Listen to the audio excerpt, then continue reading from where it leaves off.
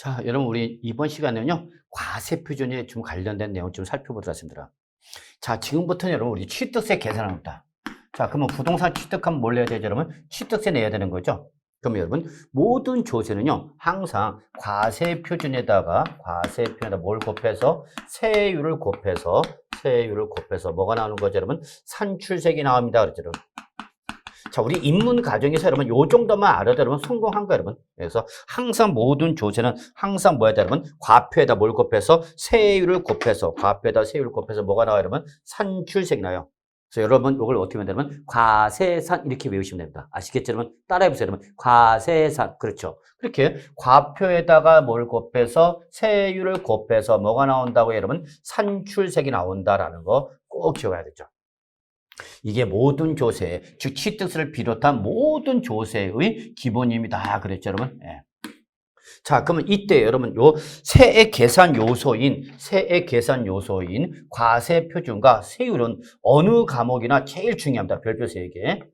취득세, 등록민세, 재산세, 종합부동산세, 양도소득세 등 하여튼 이 개별 세목을 공부할 때 요 과표 세는 여러분이 꼭 정리해 두셔야 됩니다.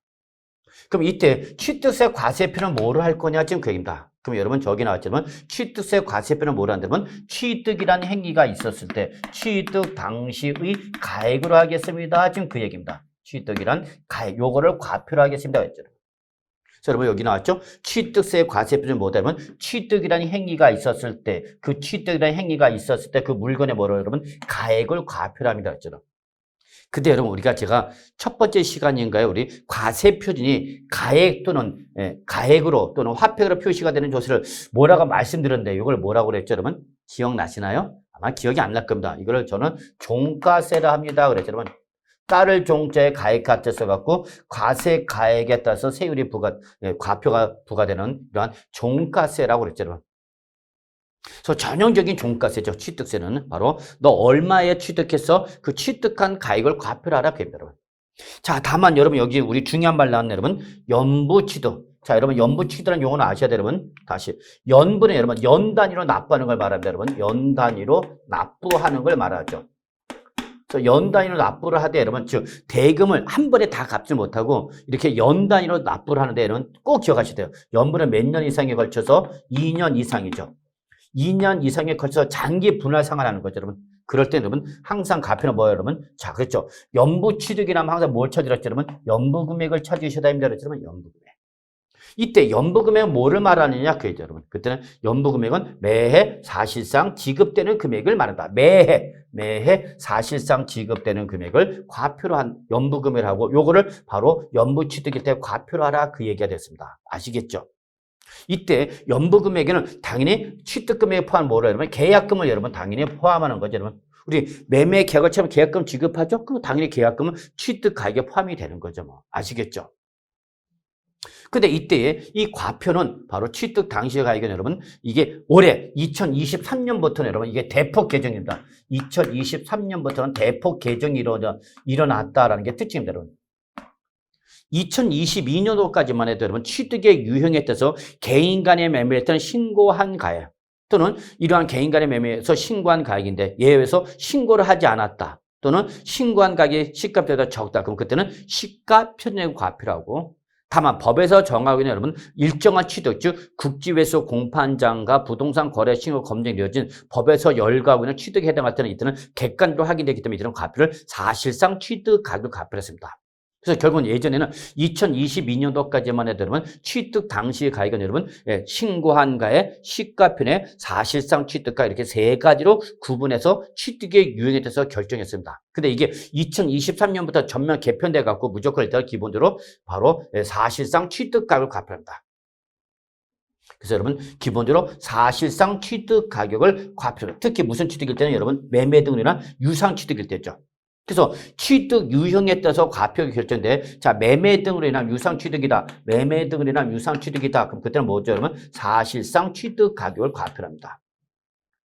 기억하셔야 됩니다, 여러분. 그래서 유상 취득이다. 유상 취득이다. 매매 등으로 돈 취득, 매매 등으로 유상 취득했다. 그럼 이때는 뭐예요, 여러분? 사실상 취득 가격을 과표합니다. 그럼 이때 사실상 취득 가격은 뭐를 말하냐면 해당 부동산 등을 취득할 때 그 취득하기 전에 잔금을 지급할 때까지 취득하기 위하여 거래 상대방이나 제3자한테 지급하였거나 지급하여 일체의 비용을 말한다. 지급할 때, 취득할 때까지 들어간 모든 비용이 바로 사실상 취득 가격으로서 취득세 과표됩니다. 그런데 말입니다. 이게 우리 이번 2023년부터는 이런 유상취득 외에도 여러분 만약에 무상취득했다. 그러면 이때는 과표가 완전히 바뀌어버립니다. 그래서 무상취득했다. 이때는 결론부터 말하면 여러분 이때 무상취득했다는 이때는 바로 밑줄 시가 인정액 이게 새롭게 등장합니다. 여러분 2023년부터 새롭게 등장하는 개념이 바로 시가 인정입니다. 시가로 인정하는 금액을 과표로 하겠다. 그럼 이때 시가 인정액은 뭐를 말하냐? 한마디로 해서 여러분 취득시 즉 요 시가라는 것은 보통 기본적으로 취득할 때 어떤 이해관계가 대립되는 불특정 다수인 간의 거래가 이루어질 때 통상적으로 성립되는 교환 가격을 우리는 뭐라면 시가랍니다. 이런 시가로 인정되는 가액을 바로 우리는 시가 인정입니다. 한마디로 말해서 여러분 그냥 이해관계가 대립되는 매도자와 매수자 여러분 매도자와 매수는 이해관계가 일치가 되는 걸까요? 충돌되는 걸까요? 자, 매도자는 싸게 팔려고 그래요? 비싸게 팔려고 그래요? 당연히 비싸게 받으려고 하죠. 그러면 사려는 사람 입장에서 어떻게 하죠? 싸게 살려고 하죠. 이때에 비싸게 팔려는 매도자와 싸게 사는 매수자 간의 합의된 가격. 이게 바로 뭐죠, 여러분? 시가죠. 시장에서 형성된 가치를 시가로 합니다, 여러분. 이때에 그 시가로 인정되는 가액을 바로 무상취득세 때문에 과표랍니다. 2022년도까지만 해도 무상취득은 시가 표준액을 과표했는데 이게 이번 2023년부터 뭐로 바뀌었다면 시가 인정액으로 바뀌었다는 게 특징입니다. 그럼 이때 시가 인정액은 뭐로 말하냐면 취득하기 전 6개월부터 취득일로부터 6개월부터 취득하기 전 취득 전 6개월부터 여러분 여기 요 말 좀 집어넣으세요. 취득하기 전 6개월부터 취득한 후 3개월 이내에 요걸 우리는 지방세법상 평가계약입니다. 그럼 예를 들어서 자 증여를 받았다 봅시다. 여러분 증여를 받으면 여러분 우리는 증여계약일에 이 부동산을 뭐한 걸 보냐 여러분 이때 취득한 걸 봅니다. 기억하셔야 돼요 여러분. 취득세는 언제? 계약일에 취득한 걸 봅니다. 증여계약일에 취득한 걸 봅니다. 이때 취득한 걸 보면 이 증여계약부터 전 몇 개월? 6개월 전 6개월 그리고 증여를 받으면 그 증여를 받았던 몇 월 이내 여러분 3월 이내 후 3월 이내 그러니까 총 몇 개월 되는 거죠 여러분? 바로 9개월이 되는 거죠. 이렇게 요 9개월이 되는 거죠 여러분. 요걸 우리가 뭐라고 표현한다 여러분? 평가기간이라는 거죠. 평가기간이란다. 그래서 증여로 인한 취득하기 전 6월 후 3월 이내 총 몇 개월 사이에 9개월 사이에 있던 이걸 뭐라 그러고 평가기간이라고. 요 기간 동안에 이 지금 증여받은 부동산에서 매매가 이루어지거나 감정이 이루어지거나 또는 민사집행법에 따른 경매나 공매가 이루어지거나 그럴 때에 그러한 매매 거래가액 또는 그 감정가액의 평균액. 그래서 특히 감정가액은 객관성을 유지하기 위해서 일반적으로 2개 이상의 감정평가법인의 감정을 의뢰해서 감정사한테 의뢰해서 감정한 가액의 평균을 합니다. 그 다음에 경매가액 또는 공매가액 이거를 바로 우리 시가 인정을 합니다. 다만 이러한 가격이 있더라도 취득한 부동산에 대해서 일어난 겁니다. 취득한 부동산에 대한 매매 거래가액이라든지 그 취득한 부동산에 대한 감정가액의 평균액이라든지 경매가액, 공매가액이죠. 근데 이 취득한 부동산과 면적이나 위치나 용도와 시가편액이 동일하거나 또는 유사하다고 인정되는 다른 부동산이죠. 다른 부동산에 대한 시가 인정액이 있다면 그것을 바로 해당 가액으로 인정하겠다. 이게 바로 뭐죠, 여러분? 매매 사례가를 말합니다.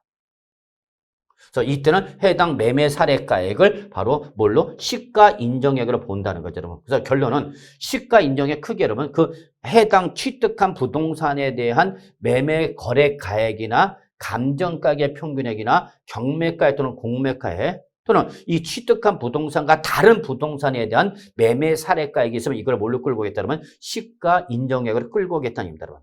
그래서 이것 때문에 사실상 2023년부터 여러분 취득가액이 비싸집니다. 예를 들어서 여러분 이렇게 봅시다. 우리 이 취득한 부동산에서 보니까 우리 공시된 가액, 그래서 단독주택이면 개별주택 가격, 아파트면 공동주택가 매년 공시가 되거든요. 이게 10억으로 공시가 됐다 합시다, 여러분. 이때요, 공시된 가액은 여러분 부동산 학교에서 잘 배우십니다, 여러분. 부동산 학교에서 여러분 부동산 가격 공시 제도를 배울 겁니다. 그때 그 정부에서 공시된 가격이 얼마냐면 10억입니다, 여러분. 10억. 그리고 이때에 요 당시에 당장 시가는 없더라도 요 증여 계약일 전 6개월 이내에 만약에 매매 거래 가격이 있다. 매매 거래 가액이 있다. 또는 계약일 후에 내가 지금 취득한 부동산과 유사한 매매 사례가액이 있다. 매매 사례가액이 있다. 그래서 내가 실제 이 증여자가 증여하기 전에 당초 취득할 때는 뭐 15억 주고 샀다. 15억 주고 사갖고 보유하다가 증여를 한 거죠. 자, 이때 증여 당시에 정부가 공시한 가격이 얼마라면 10억이 되는 거죠. 그럼 요게 사실은 우리가 뭐가 되느냐? 시가 표준액이 됩니다. 정부가 공시한 가액이 시가 표준액이 되거든요. 그리고 내가 지금 요 증여받은 부동산과 똑같은 옆에 아파트에 동일한 평수의 아파트가 자 16억 원의 매매가 이루어졌다 그럽니다. 매매가. 요런 사례가이죠. 내가 취득한 부동산이 아니라 다른 옆에 건물에 옆동 건물 또는 뭐 옆에 호수 건물에 16원의 매매가 이루어진 거죠. 요런 사례가. 다른 부동산, 요는 내가 증여받은 부동산. 그럼 2020년도까지만 해도 2022년도까지만 해도 여러분 이 증여를 받았을 때 재산 취득세 과표는 뭐냐냐? 요 시가표액인 요 공시된 가액을 10억을 취득하라 했습니다. 근데 2023년부터는 요 공시된 가액보다는 실제 매매 거래가액이나 매매 사례가액 있으면 요 매매 사례가액을 뭘 하겠다 여러분? 과표를 하게 됩니다. 그러면 10억짜리가 얼마냐면 16억으로 올라가는 거죠. 거의 시세 육박하는 거죠, 여러분. 그렇기 때문에 공시되는 가액보다는 요 시가 인정액이 더 커지기 때문에 한마디로 말해서 취득세 과표는 어떻게 되죠, 여러분? 증가될 수밖에 없죠. 그래서 지금 현재 2022년 말에 어차피 증여할 계약이라면 2022년 말에 증여를 하면은 시가 표액을 과표를 하는 거고, 이게 바로 2022년도까지만 해도 2023년도 이후에 증여를 하면 이러한 시가 인정액을 바로 과표로 하겠다는 얘기죠, 여러분. 그래서 결국은 우리 16억 원이나 이것이 바로 취득세 과표될 수 있죠. 그래서 2022년에 취득하면 10억 원이 취득세 과표가 된다에 반해서 여러분 2023년 이후에 증여를 받으면 16억이라는 시가 인정액이 과표가 돼서 취득세 부담이 어떻게 된다, 여러분? 증가된다는 걸 여러분이 알고 계시고요. 실제 저는 지금 세무 컨설팅을 할 때는 여러분 가능하면 증여를 하기 때문에 2022년 말일 전에 일단 증여 계약을 맺으십시오라고 말씀드리고 싶습니다, 여러분. 자, 근데 만약에 나는 증여가 아니라 상속을 받았다. 그럼 상속을 받을 때 뭐로 간다, 여러분? 시가표액이 됩니다, 여러분. 여기서 시가표액이라는 말 나오네, 여러분. 자, 그래서 여러분, 요 시가표액은 여러분 하나 좀 알아두셔야 됩니다, 여러분. 시가표액 한번 잠깐 볼까요, 여러분? 자, 시가표액이라는 것은 여러분 지방세를 과세할 때에 과세 가액의 기초가 되는 가액을 말합니다. 그래서 여러분 요 시가표액이란 말은 반드시 기억해야 됩니다. 시가표액은 어디서만 나오는 말이다, 여러분? 지방세에서만 나오는 말입니다. 꼭 기억하셔야 됩니다. 시가표액은 어디에서만 나오는 말이라고 여러분? 바로 요 지방세에서만 나오는 말이라는 걸 꼭 기억하셔야 됩니다. 그러면 만약에 지방세가 아니라 국세다. 지방세가 아니라 뭐다? 국세다. 그러면 이때는 여러분 국세 때는 무슨 말 나오냐, 여러분? 기준시가라는 말이 나옵니다. 기준시가. 기준시가라는 말이 나옵니다. 아, 그럼 여러분 꼭 기억하셔야 됩니다, 여러분.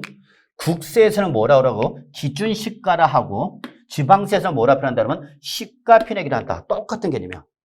국세는 기준시가, 지방세는 시가표액인데 여러분 이때에 이 기준시가나 시가표액은 다 하나같이 여러분 바로 누가? 과세권자가 즉 지방세 과세권자 누구죠, 여러분? 지방자치단체장이죠. 그래서 지방세이니까 지방세 과세권자는 지방자치단체장이라는 과세권자가 지방세법 등 법률에서 정하는 바에 따라서 과세 물건별로 여러분 여기 동그라미 치세요. 무슨 가액이죠? 여러분 평가한 가액이다. 평가한 가액. 실제 매매에서 이루어진 가액이 아니라 평가한 가액이다. 그래서 여러분 이걸 나중에 여러분 학교에서 배우시면 여러분 학교에서 감정평가 때는 가격과 가치 개념을 배우실 거거든요. 요거는 가치 개념입니다. 밸류의 개념입니다. 밸류의 개념입니다. 가치. 그래서 이거는 한마디로 말해서 여러분 시가 편익이나 기준 시가는 그냥 과세권자가 이거 얼마짜리로 보고 있는가 평가한 가액을 말하는 것이 바로 지방세는 뭐라고 표현하고 그러면 시가 편익이라는 거고 구세는 이걸 뭐라 한다 그러면 기준 시가를 한다는 거 꼭 기억하셔야 됩니다. 아시겠죠? 이때 그럼 구체적으로 토지와 주택은 무슨 가액을 가지고 시가 편익을 할 거냐 지금 겁니다. 토지와 주택은 뭐를 시가 편익을 할 거냐이죠. 그럼 이때 여러분 요 토지와 주택은 부동산 가격 공시에 관한 법률에서 매년 정부가 뭐 하죠? 여러분 공시를 합니다. 정부가 뭐 한다 그러면 공시를 합니다. 이때 그 공시된 가액을 바로 뭐로 한다? 요 시가표를 한다. 그러면 여러분 이때에 토지에 대해서 공시된 가격이 바로 뭐가 되는 거고 그러면 개별 공시지가가 되고요. 주택에 대해서 공시된 가액은 여러분 단독주택이면 무슨 가격이 나오고요? 개별주택 가격이 나오고요. 아파트 등의 공동주택일 때는 공동주택 가격이 나옵니다. 그래서 여러분 결론은 이 토지와 주택은 뭐를 시가표로 한다? 바로 부동산 가격 공시에 관한 법률에서 공시된 가액을 시가표로 합니다. 그래서 이게 바로 토지에서 공시된 가격이 뭐가 되는 거 그러면 개별 공시지가. 주택에 대해서 단독주택이면 뭐가 나오고 그러면 개별주택 가격, 아파트면 공동주택 가격이 나오고 이게 바로 무슨 가격으로서 공시된 가액으로서 얘가 바로 뭐가 된다? 요 토지나 주택의 시가표입니다. 그리고 여러분 이 토지에 대해서 공시된 개별 공시지가나 주택에 대해서 공시된 가액이 개별주택가나 공동주택가격이 이게 국세일 때는 뭐가 되는 거다 여러분? 기준시가가 된다는 걸 꼭 기억하셔야 합니다. 자, 지방세 시가 편익이 국세에서는 뭐가 된다고 그러면 기준 시가가 됩니다. 그랬죠? 자, 예를 들읍시다. 자, 제가 여러분 아파트 하나 갖고 있습니다. 자, 서울특별시 서초구 방배동에 아파트를 하나 갖고 있습니다. 방배동에 아파트 하나 갖고 있습니다. 자, 그럼 아파트는 무슨 주택이죠, 여러분? 공동주택이죠. 그러면 이때는 정부가 무슨 가격을 공시한다, 여러분? 공동주택 가격을 공시합니다. 물론 자세한 내용은 여러분 어디서 배우셔야 여러분? 부동산 학교에서 배우십니다, 여러분. 그 부동산 학교에 배웠던 공시된 가격을 가지고 우리 세금 때리겠다, 그 힘들어. 이때 여러분 공동주택가나 개별주택가 매년 4월 30일자로 공시가 되고요. 매년 4월 30일자로 공시가 되고요. 토지에서 공시된 가 매년 며칠자 여러분 5월 31일자로 결정 공시가 됩니다. 그래서 개별 공시지가는 매년 5월 31일자로 결정 공시가 되고요. 요 개별 주택 가격과 공동주택 며칠자 여러분 4월 30일자로 결정 공시가 되는데 요거는 다 며칠자 가액이다 그러면 1월 1일자 기준가입니다. 1월 1일자 기준가입니다. 요 1월 1일자 가액을 조사해서 공시하다 보니까 토지는 5월 말일 날에 결정이 되는 거고요. 개별주택과 공동주택 며칠자로 여러분 4월 말일자로 보이죠. 그러면 제가 갖고 있는 방배동 아파트에서 공동주택의 공시가 되기를 얼마를 공시가 되냐? 자, 19억 원을 공시가 됐습니다. 얼마를 공시가 됐다 그러면 19억 원을 공시가 됐습니다. 그러면 공시된 가격이 19억이니까 여러분 시세로 환산하면 약 여기가 보통 60%, 60%니까 아마 봐도 제가 볼 때는 한 60%를 공시가 됐다 하면은 6, 22, 6, 3, 18, 아마 30억, 25억에서 30억 정도 시세가 요 정도 형성되지 않을까 됩니다. 시세가. 그러면 시장에서 형성되는 가치는 20억에서 30억 정도인데 뭐 25억이라 합시다. 이날 25억 정도로 합시다. 그런데 정부는 공시를 얼마로 공시가 된 거 여러분? 바로 19억으로 공시한 거죠. 그러면 요때에 요 시세 요 25억 원이 바로 뭐가 되는 거고 시가가 되는 거고 정부가 공시한 요 가격이 바로 뭐가 되는 거 여러분? 시가 편익이 되는 거죠. 근데 이게 실제 주위에서 주변 아파트 매매가 이루어졌다. 여러분 뭐 23억 원의 매매가 이루어졌다 그랬죠. 23억 원의 매매가 이루어졌다. 옆집이 23억 원의 매매가 되는 거죠. 그러면 일단은 여러분 요 시가 편익은 요 공시된 가격을 시가 편익을 한다는 걸 잊지 마시고요. 요 매매 옆집 아파트 이런 게 이게 바로 뭐죠? 그러면 시가 인정액이 되는 거죠. 그러면 증여일 때는 시가 인정액을 요거를 과표하는 거고 요걸 만약에 상속을 받으면 상속은 뭐래요, 여러분? 시가 표준액을 과표로 하겠다 그럽니다, 여러분. 그래서 결론은 여러분 이 토지와 주택에서 공시된 가격은 뭐를 말한다? 개별 공시지가 또는 개별 주택가 또는 공동주택을 말한다는 걸 잊지 마시고요. 특히 여러분 제가 강조 싶은 건 딱 하나입니다, 여러분. 여기서 요 개별 주택 가격과 공동주택 가격은 정부가 공시를 할 때 여러분 주택의 건물은 물론 뭐까지 토지까지 포함된 여러분 일괄 고시가격이라는 걸 꼭 기억하셔야 됩니다.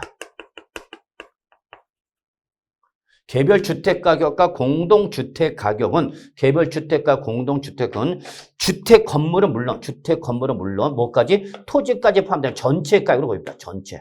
왜냐면 정부는 주택의 건물과 토지는 별개의 물건이다, 하나의 물건이다. 하나의 물건으로 보게 됩니다. 하나의 물건으로 봅니다. 그래서 정부가 공시할 때는 여러분 주택 건물, 주택 부서 토지 따로 구분하지 않고 여기서 주택이다. 그리고 토지가 있다. 그러면 이때 정부는 이걸 전체가로 공시합니다. 전체가를 공시한다. 그래서 절대 주택은 요 개별 주택 가격과 공동 주택 가격은 건물과 주택 건물과 토지가 나누어지지 않는다. 나누어지지 않습니다. 전체가로 나옵니다, 여러분. 그러면 제가 여러분 얼마 공시됐다 그러면 19억 원은 공시가 됐습니다라고 했었죠, 여러분.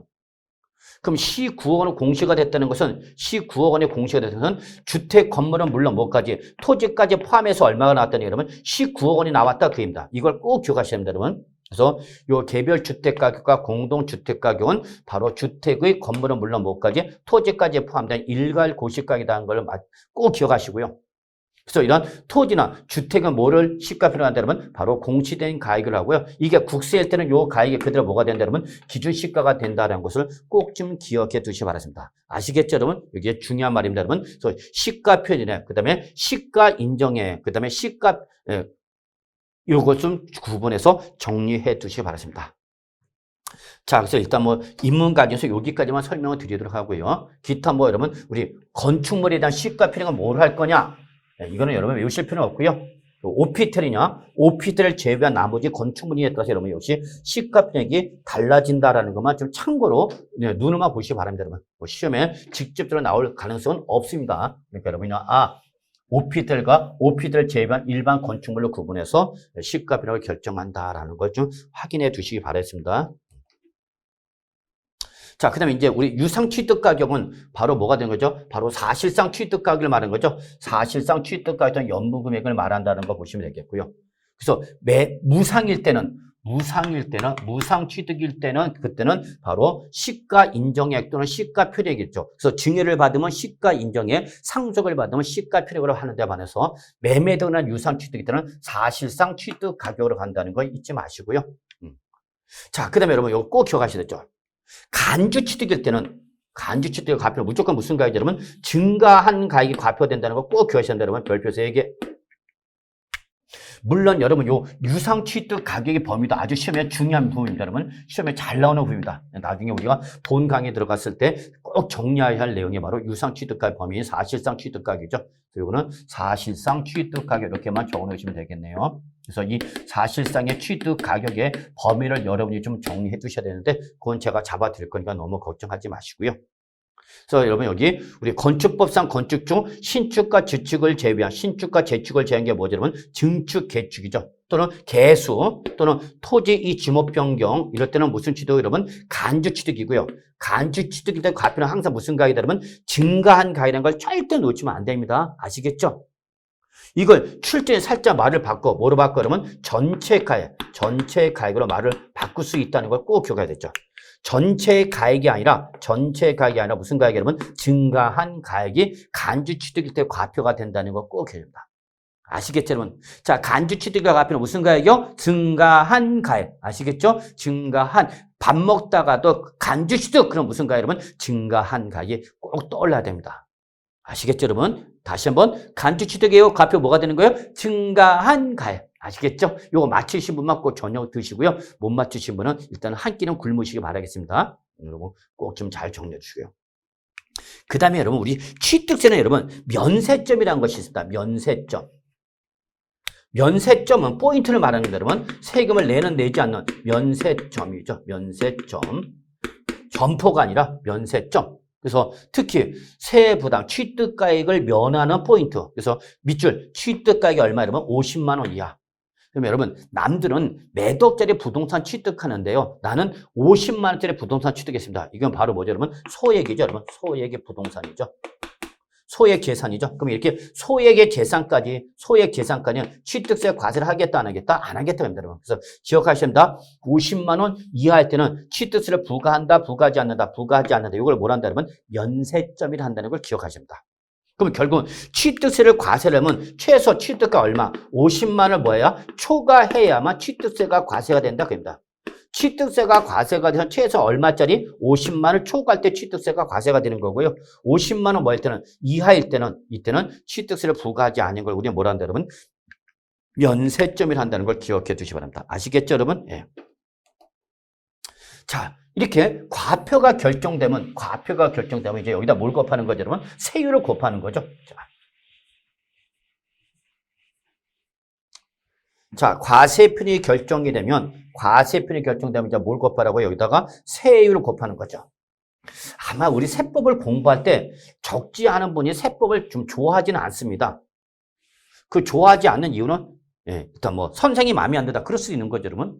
그렇지만 이렇게 외워야 되는 숫자가 많아요. 세율 특히. 아주 짜증난데. 나는 그분이 더 짜증나는데. 자, 이렇게 우리가 앞에까지 공부했던 게 바로 뭐죠? 과세표준이죠. 과세표준. 여기다 이제 뭘 곱하는 거죠? 우리 지금까지 했던 게 과표입니다. 그럼 이제 여기다 뭘 곱하라고 그러면 세율. 그래서 세율을 곱해서 뭐가 나오는 거죠, 여러분? 산출세액이 나오는 거죠. 그래서 어떻게 외웠죠, 여러분? 과세산 이렇게 외웠던 거죠, 여러분. 기억하시죠, 여러분? 예. 그러면 지금 여기로 넘어가는 거고 이제 세율. 근데 특히 이 부동산 취득세율은요, 여러분 조금 복잡합니다. 기본적으로 부동산에 대해서 적용하는 취득세율은 여러분 기본적으로 적용되는 무슨 세율이 있고 그러면 표준세율이 있습니다. 표준세율. 이게 기본이 되는 세율을 말합니다. 그렇죠? 여러분 표준세율. 그 다음에 이 표준세율보다 무겁게 과세를 하겠다는 게 바로 뭐냐? 중과세율이 있습니다. 중과세율이죠. 무거울 중자 쓴 거죠. 그래서 중과세를 정하는 겁니다. 그 다음에 여러분 예전에는 여러분 취득세와 등록세를 구분해서 과세했었거든요. 그래서 이때 그 취득세 등록세를 구분해서 과세하는 걸 어차피 부동산 취득하면 60일에 반드시 등기를 강제화하고 있고요. 그럼 등록세를 내야 되는 거죠. 그래서 어차피 너 부동산 취득해서 60일에 등기를 하면 등록세를 내야 되니까 요 취득세 등록세를 통합해서 과세를 하겠답니다. 그러면 통합하는 과정에서 여러분 우리 종전에 취득세를 안 내거나 종전에 등록세를 안 내던 것이 과세가 되는 걸 방지하기 위해서 뭐가 있느냐 여러분 여기는 특례세율이 있습니다. 특례세율. 이렇게 그래서 세율은 취득세율은 여러분 그게 이렇게 세 가지로 해서 여러분 일반적으로 적용되는 표준세율과 남들보다 무겁게 때리겠다는 중과세율 그리고 취득세, 등록세, 통합과세에 따른 조정에 따른 바로 특례세를 이렇게 특례세를 이렇게 구분합니다. 그럼 이때 여러분, 요 표준세율은요, 취득의 유형에 따라서 세율이 달라진다는 게 특징이 됩니다. 어떤 취득이냐에 따라서 여러분, 취득 형태에 따라서 여러분 세율이 달라진다 그입니다. 달라진다. 그리고 이 중과세는 여러분 크게 다시 네 가지로 구분해 볼 수가 있습니다. 네 가지로. 첫째, 사치성 계산일 때, 사치성 계산. 여러분, 우리 기억하셔야 돼요. 사치성 계산하면 여러분 5가지인데 여러분 별장, 그 다음에 골프장, 그 다음에 고급 오락장, 그 다음에 고급 선박, 그 다음에 고급 주택을 말합니다. 그래서 여러분 이걸 외우셔야 됩니다. 사치성 계산 5가지요. 그러면 여러분 별꼴 오선주 이렇게 된다. 별꼴 오선주. 네. 이때 이 별걸 5선주는 여러분 얘는 표준세에다가 몇 프로 할증하냐 여러분 얘는 사치성 재산이면 여러분 얘들은 표준세에다 무려 8%를 더한 세로 가진다. 8% 더 내라 그 얘기입니다. 그 다음에 우리 두 번째는 과밀 억제 권역 안에서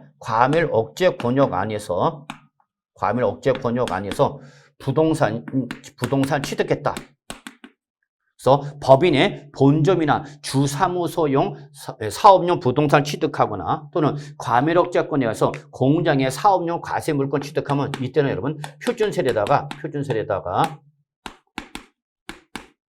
4%를 더한 세로 가지는 게 있다. 4%를 더한 세입니다. 여기 이제 법률적 표현 방식이 약간 다른데 여러분 그런가 보다 하시면 되겠고요, 여러분. 그 다음에 대도시 안에서 법인이라든지 공장에 대한 등기를 하게 되면 이때는 여러분 여기는 우리 표준세에다가 중과기에서 2%에 3배를 곱한 다음에 여기서 4%를 뺀 세로 가세는 것이 있습니다. 아주 어렵죠, 여러분? 요거를 표준세에다 어떻게 하라? 더하라 그 얘기죠, 여러분. 그 다음에 주택 취득에 대한 중과가 있습니다, 여러분. 주택을 취득하면 이게 조정 대상적의 소재면서 2주택 이상이다. 그러면 이때는 주택 취득에 대한 중과 규정이 있습니다, 여러분. 그래서 이때는 8%나 12%로 중과가 되는 경우가 있습니다. 그래서 여러분 이건 시험에서 아주 중요한 부분이라는 걸 말씀드리고요. 주택 취득 중과세 실무에서 일어나죠, 여러분. 그래서 이때는 우리 8% 또는 12%로 중과세 되는 경우가 있다는 걸 여러분 꼭 좀 기억하셔야 합니다. 그 다음에 특례세는 다시 여러분 두 가지가 있어갖고 여러분 형식적 취득이다. 이 취득이 비과세는 아닌데 형식적 취득이다. 그래서 종전에 취득세는 과세를 하지 않고 등록세만 과세했던 것일 때는 이때는 표준세에서 여러분 2% 뺀 세로 과세합니다. 표준세에서 2% 뺀 세로 과세한다는 거 잊지 마시고요. 그 다음에 이게 주로 간주 취득 등으로서 종전에 취득세만 과세했던 것들이다. 그럼 그때는 2%로만 과세합니다.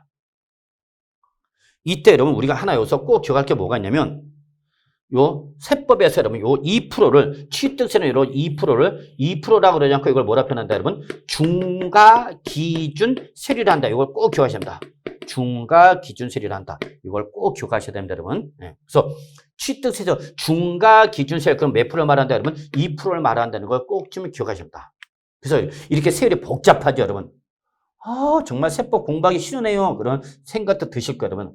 근데 일단은 표준세는 여러분 가장 중요합니다. 별표 3개. 표준세는 여러분 제일 중요합니다. 시험에서. 그다음에 두 번째가 이제 특례세율이 중요합니다. 특례세율. 그다음에 주택 취득도 중과하죠, 여러분. 실무에 나가면 반드시 일어나니까. 나머지 사치성 재산 별표 하나 정도만 표시해 두셔서 이러한 구조로 취득세율이 구조로 되어 있다라는 거 보시면 되겠습니다. 여러분 보는 순간 어때? 그냥 집에 가고 싶죠? 난 못하겠다 라는 분도 계실지 모르겠지만 걱정하지 마세요. 제가 이걸 다 잡아드립니다, 여러분. 걱정하지 마시고 그냥 세율 구조가 이렇게 복잡한 구조로 되어 있다라는 것만 여러분 감만 잡으시고 자세한 내용은 우리가 본 과정에서 다룰 거다라는 걸 좀 기억해 주셔야 합니다. 그래서 여러분 일단 가장 기본이 뭐죠, 여러분? 표준세율이죠, 표준세율. 그럼 여러분 여기서 우리가 하나 알 거는 뭐냐면 예전에는 여러분 부동산을 취득해서 여러분 잔금을 지급하면 이 잔금 지급에 뭐한 걸로 봐서 여러분 취득한 걸로 봐서 여기 대해서 몰랐고 그러면 취득세 2%를 냈었어요. 2010년도까지만 해도 취득세 2% 내고 이제 취득한 부동산에서 이제 뭐라 하죠, 여러분? 등기를 하겠죠. 그러면 등기를 하면 요 등기에서 여러분 따로 등록세를 과세했습니다, 여러분. 그래서 부동산 취득하면 취득한 것에 대해서 몰랐고 그러면 취득세 2% 냈고요. 그 다음에 뭐 하면 소유권 이전 등기를 하면 거기서 등록세를 냈습니다, 여러분. 근데 이거는 등기 유형에 따라서 세율이 다르거든요. 등기 유형에 따라서 세율이 다릅니다. 종전 취득세 무조건 2%였어요, 여러분. 2%. 다만 요 등록세가 원시 취득이냐, 보존 등기냐, 이전 등기냐, 유상이냐, 무상이냐에 따라서 이렇게 세율이 달라지는 거죠. 자, 근데 어차피 부동산 뭐 하면 취득한 날부터 최소 며칠 이내에 여러분 60일 이내에 요걸 반드시 등기를 하게 돼 있거든요. 그럼 어차피 너 부동산 취득하면 뭐도 내야 되고 취득세도 내야 되고 등록세도 내야 되니까 이걸 뭐 해서 합해서 내겠다. 이게 바로 현재 여러분 이게 취득세 표준세입니다. 그래서 종전 취득세와 종전 등록세를 합한 게 지금 뭐다 여러분? 현재 취득세 표준세이다라는 걸 좀 잡아주시고요. 그리고 이 표준세는 여러분 바로 이러한 취득의 유형에 따라서 세율이 달라지고 있구나라는 걸 여러분이 기억만 하시면 됩니다. 취득의 유형에 따라서 세율이 달라진다. 그래서 상속을 받을 때는 2.8%다. 근데 농지면 2.3% 과세한다. 상속의 증여나 기부 등을 받았다. 그러면 이때는 3.5% 과세돼 비영리 사업자는 2.8% 과세한다. 자, 소유권이 최초로 원시 취득했다. 그러면 2.8% 과세한다. 공유물이나 합유물을 분할하거나 부동산 공유권에 해서는 지분이 되는 2.3%를 한다. 그 다음에 그 밖에 유상취득이다. 그러고 했더니 이때는 몇 프로다? 4%다. 단 그게 취득한 부동산이 뭐면 농지면 몇 프로다? 3%다. 이걸 여러분이 외우셔야 됩니다. 죄송한 말씀입니다만 이거는 한마디로 해서 단순 무식하게 외우는 수밖에 없습니다. 그러니까 맨 처음에 공부할 때는 이런 게 좀 부담스러워요, 여러분. 근데 걱정하지 마시고요. 이걸 1년 내내 공부한다? 설마 1년 내내 공부하는데 이걸 못 외울 거겠냐고. 외울 수 있습니다, 여러분. 네, 그래서 여러분 자신감 가지시고요. 어쨌거나 취득세 표준세는 여러분 취득의 유형에 따라 세율이 같다 다르다라는 것만 좀 알아두시기 바라겠습니다. 아시겠죠, 여러분? 네, 이렇게 좀 봐두시고요.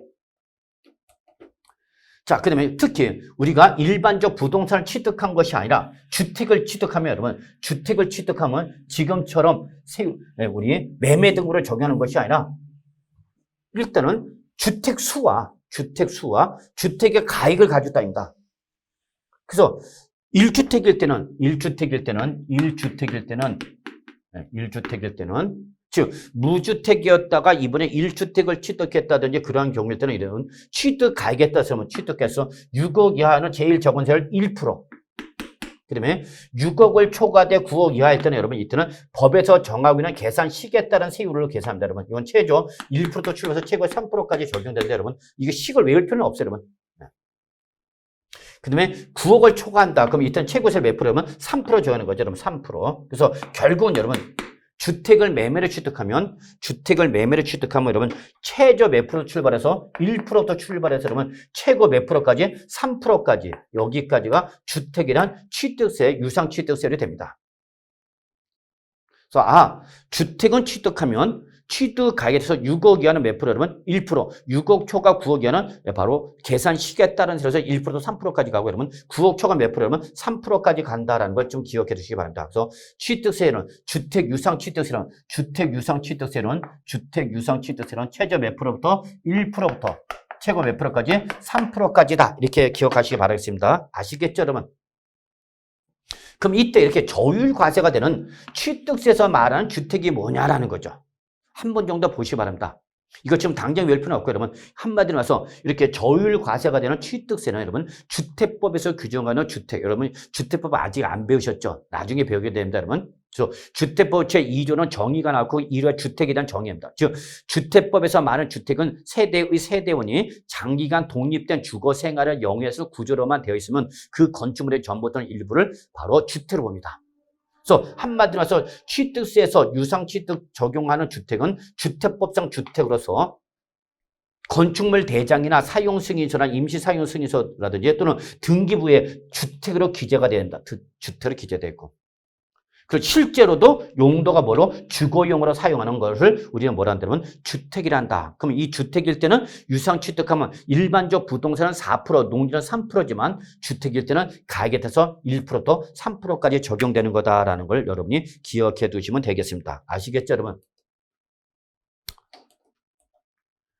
자, 그래서 이렇게 주택에 취득할 때 이 취득자가 개인이냐 법인에 따라서 매매에 따른 구분이 되고요. 특히 개인일 때는 세대별로 주택수를 따져갖고 그러면 그 주택이 조정 대상적이 있느냐 조정 대상적이 아닌 거냐에 따라서 기본적으로 1%또 3%의 세율을 적용할 때 조정 대상적이 있는 2주택을 취득하게 되면 8% 세율을 적용하게 되고요. 다만 법에서 정하고 있는 일시적 2주택이 있다는 이 8% 적용돼서 어떻게 한다? 제외한다라는 걸 봐두시고요.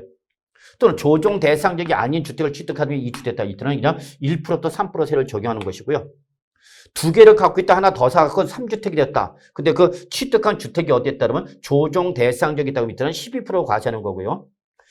주택을 두 개 갖고 있다 하나 더 사서 3주택이 됐다. 근데 그게 조정 대상적이 아니주겠다. 그때는 8% 과세한다. 그입니다, 여러분. 그 다음에 3개 이상을 갖고 있다가 이 하나 또 사서 몇 주 됐다 그러면 4주택 이상이 되었다. 그럼 그때는 조정 대상적 여부에 관계없이 무조건 이제 4주택 이상은 무조건 12%로 과세하겠다. 그 얘기입니다, 여러분. 일단 지금 뭐 외우려고 하지 마시고요. 이렇게 2주택 이상이 되면서 조정 대상 지역에 대해서 8% 또는 12% 무거워질 수 있다는 것만, 8% 또는 12% 무거워질 수 있다는 것만 좀 알아두시기 바랍니다.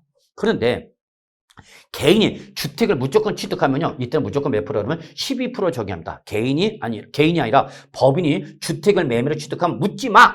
주택수 조정 대상 지역 여부에 관계없이 무조건 12%로 과세한다는 것 좀 잊지 마시고요. 자, 나는 매매를 취득한 것이 아니라 증여받았다. 야, 축하드립니다. 여러분, 우리 2021년, 2022년, 2020년 우리 단군 신화 이래 최대 증여가 많이 일어났습니다. 어떻게 좀 여러분은 증여 받으셨는지 모르겠네요, 여러분. 예, 강남의 다주택자는 엄청난 증여가 일어납니다. 이때 조정 대상역에 있으면서 시가편액이 3억 원 이상 이 두 가지 조건을 모두 충족하면 이때는 몇 프로 과세냐? 12%입니다. 12%. 그러면 조정 대상적이 아니거나 조정 대상적도 시가편액이 3억 원 미만일 때 이런 경우일 때는 이때는 기본 3.5%의 증여에 따른 취득세를 적용한다는 걸 좀 기억해 두시고요. 물론 비영리 사업자가 받으면 이때는 2.8%의 증여에 따른 취득세를 낸다는 거 확인해 두시기 바라겠습니다. 아시겠죠, 여러분? 네. 자, 그 다음에 이제 우리 여기 중과세가 나오는 거죠. 그래서 표준세에다가 중과기준세를 2%. 여러분, 우리 중과기준세 항상 2%를 말합니다. 취득세를 말하는 중과기준세는 2%의 4배인 8%를 여기다 더하는 게 바로 뭐죠? 사치성 재산이죠. 사치성 재산 우리 어떻게 했냐면 별골, 오손주 이렇게 구분했죠, 여러분. 그래서 이렇게 정리하고 특히 나중에 여러분 공인중개사 되시면요. 여러분이 중개한 주택이 고급 주택인지 아닌지를 여러분이 판단하실 수 있습니다. 이 판단 근거가 되는 것이 이거다라는 것만 좀 봐두시기 바라겠고요. 다시 한번 말하지만 취득세에서 무슨 말이 나오면 중과기준세율이란 말이 나오면 이거는 표준세율에 가감하거나 세율의 특례 적용 기준의 세율을 넣어서 여러분 동그라미 무조건 몇 프로를 말한다? 2%를 말한다.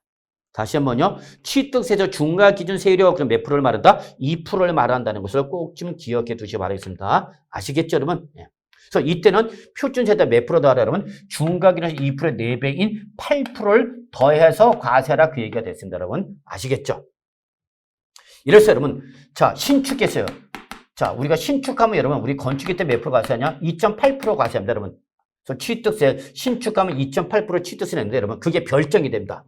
그럼 별정일 때는 여기다가 몇 프로를 8% 더하라는 얘기로 이걸 더하라는 얘기죠. 그럼 결국 몇 프로 내라는 얘기라면 별정을 뭐하면 별정을 신축하면 이때 표준세를 2.8%다 사치성 재산은 8% 뭐하니까 더하니까 몇 프로 내라는 얘기라면 10.8% 내라 그 얘기죠.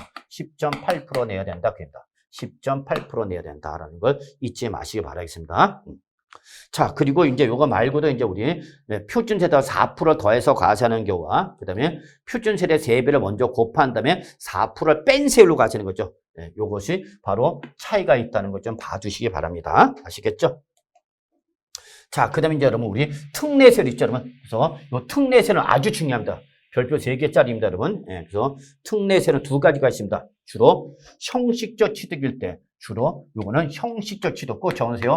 형식적 취득일 때는 주로 형식적 취득 등에 해당할 때는 이때는 표준세율에서 중과기준세에서 몇 프로 했냐면 2%를 뺀 세율로 과세하는 것이다 라는 것을 꼭 좀 기억해 두시고요. 별표 3개 시험에 잘 나옵니다, 여러분. 네.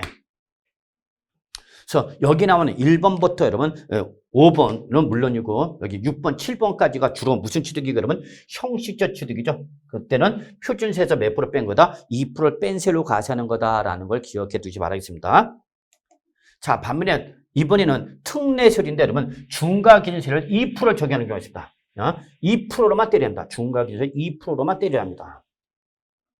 주로 무슨 취득이죠, 여러분? 주로 간주 취득 등이 하는 거다라는 거 잊지 마세요, 여러분. 주로 간주 취득 등이 그냥 2%만 때리세요, 여러분. 자, 요거 말고도 여러분 우리 뭐가 있느냐면 4번, 5번, 6번 한 상당히 꽤 많습니다만 예. 일단 여러분은 개수, 간주 취득이 있다라는 거 잊지 마세요. 여러분 간주 취득에 해당하는 것들이다. 특히 여러분 개수가 제일 중요합니다. 개수가 제일 중요합니다. 개수는 무슨 취득이죠, 여러분? 간주 취득이죠. 그래서 개수, 선박 차량 기계 장비의 종류 변경, 토지 지목 변경, 그다음에 과점 주주의 간주 취득, 이거 다 무슨 취득, 여러분? 간주 취득이죠. 그럼 우리나 특례세를 몇 프로 가셔야 여러분? 2%를 가셔야 됩니다. 특히 개수인데 여러분 개수에서 건축 면적이 어떻게 되면 증가된 거죠, 밑줄. 건축물 면적이 증가돼. 개수를 했는데 그래서 건축물 면적이 증가됐다, 여러분. 그러면 이때는 여러분 그만큼 새로 생긴 거니까 여러분 무슨 취득이에요, 여러분? 원칙 취득이죠. 그래서 원칙 취득세를 몇 프로? 2.8% 적용한다. 이런 2.8% 적용 대상일 때는 특례세율 2% 적용 대상에서 어떻게 하라, 여러분? 제외하라. 이거 절대 놓치면 안 됩니다, 여러분. 네. 자, 그 다음에 나머지는 간주 취득이다라는 거 잊지 마시고요. 요거 말고도 이제 우리 종전에 취득세만 과세를 하고 등록세는 과세하지 않았던 예를 들어서 뭐 임시건축, 1년을 초과한 임시건축물이라든지 여러분, 또는 공무상 지목이 묘지인 토지라든지요. 또는 정원 부속시설물로서 토지에 포함되는 거 이런 것들일 때는 이렇게 특례세를 2% 적용한다는 거 그냥 참고로 기억해 두시기 바랍니다. 자, 마지막 이제 우리 부가징수죠. 자, 여러분 꼭 기억하셔야 됩니다. 부가징수 별표 3개. 자, 부가징수는 여러분 납세 의무 이행 방법을 말합니다. 납세 의무 이행 방법을 말하는 것은 여러분 취득세, 등록면허세, 재산세, 종합부동산세, 그 다음에 양도소득세 등 납세 의무 이행 방법은 시험에 단골선입니다. 단골선이에요. 절대 놓치면 안 돼요. 그래서 취득세는 원칙이 바로 뭐죠, 여러분? 신고 납부. 꼭 기억하십니다. 취득세는 원칙이 뭐다고 그러면 신고 납부죠. 신고 납부. 그러면 항상 신고 납부는 누구가 보고 하라는 얘기라면 그렇죠. 납세 의무자 보고 하라는 얘기입니다. 납세 의무자. 그러면 취득세는 결국은 부동산을 뭐하는 사람이 취득한 납세 의무자가 자발적으로 뭐하라? 신고하고 납부하라는 얘기입니다. 그러면 자발적으로 신고하고 납부할 때 언제까지 하라라고 법에서 기한을 명시해 주겠죠. 이게 바로 신고전이죠. 별표 3개. 아주 중요하죠. 이 신고 기한은 여러분 반드시 숙지하셔야 됩니다. 시험 대비로. 그래서 요때 요 신고 기한은 여러분 이렇게 원칙과 예외로 구분하고 있다라는 것 좀 먼저 잡으시고요. 그래서 원칙은 취득한 날부터 60일 되겠습니다. 취득한 날부터 60일 이내가 됩니다. 근데 그 전에 먼저 뭘 하려면 등기 등록하려면 항상 우리 세법은 등기 등록하기 전까지 취득세나 등록세 내야 된다는 걸 꼭 기억하셔야 됩니다. 그래서 우리가 부동산을 매매를 취득하면 취득한 날로부터 60일 이내와 등기를 하기 전까지 이 둘 중에 빠른 날에 반드시 어떻게 하죠, 여러분? 취득세를 신고하고 납부해야 된다. 이게 가장 기본입니다.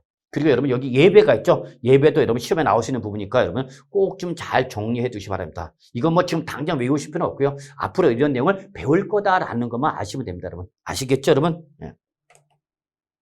근데 이러한 자발적으로 신고 기한에 신고 납부를 안 했다. 그럼 여러 가지 여러분 예외 보통 징수죠. 그러니까 취득세는 여러분 취득세는 원칙이 신고 납부고 예외가 보통 징수다. 그러면 항상 여러분 보통 징수가 나오면 이거는 누가 이슈 정하는 거다? 과세권자가 이슈 정한다. 이거 절대 넣지면 안 된다. 누가 하는 거다? 과세권자가 세율 계산한다. 과세권자가. 그러면 과세권자가 즉 납세 의무자가 법에서 정하고 있는 신고기나 신고와 납부를 했다. 그 신고 납부를 했다 안 했다? 안 했다는 얘기죠. 그럼 이때는 누가 이제 과세권자가 세액을 계산해서 여러분한테 뭘 보내줘? 여러분 납세 고지서 보냅니다. 납세 고지서 보내줍니다. 이때 그 고지서에는 신고 납부하였어야 할 뭐에다가 산출세액에다 뭐를 더해서 가산세를 더한 금액으로 고지서가 날아간다라는 게 특징입니다.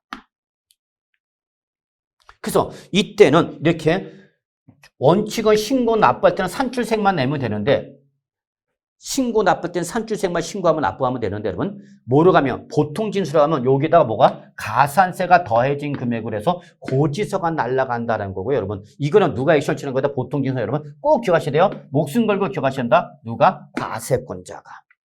신고 납부는 누가? 납세 의무자가. 보통 징수 누가? 과세권자가. 이거 수단과 방법을 가지 말고 반드시 기억했다. 아시겠죠? 네, 그래서 이때는 이렇게 가산세가 부과된다는 걸 잊지 마시고요. 그런데 이때 취득세를 낼 때 취득세만 내면 되는 것이 아니라 그 취득세를 근거로 해서 한 번 더 요걸 근거로 해서 요 취득세를 근거로 해서 한 번 더 뭐를 농어촌 특별세와 바로 뭐를 지방교육세 한 번 더 내야 되는 거죠. 요걸 뭐라 한다면 부가세라 했잖아요. 부가세. 그래서 기본적으로 취득세 납세 문제는 여러분 취득세 납부세계 기준에서 여러분 뭐를 농어촌 특별세와 지방교세를 한 번 더 내야 돼. 한 번 더 내는 걸 뭐라 한다 여러분 부가세란다. 그래서 부가세는 항상 무슨 과세 여러분? 그렇죠. 이중과세. 부가세는 항상 여러분 뭐 이중과세라는 개념을 꼭 기억하시기 바랍니다. 이미 뭘 냈는데 취득세를 냈는데 그 취득세를 근거로 해서 한 번 더 농특세와 지방교세를 한 번 더 내라 그 얘기입니다, 여러분. 이걸 뭐라 여러분 부가세를 한다는 걸 기억하시고요. 여러분 일단 입문 과정에서는 취득세를 낼 때 취득세 말고도 농어촌 특별세와 지방교세를 같이 신고하고 납부하는 거구나라고 이렇게만 기억해 두시면 되겠습니다, 여러분.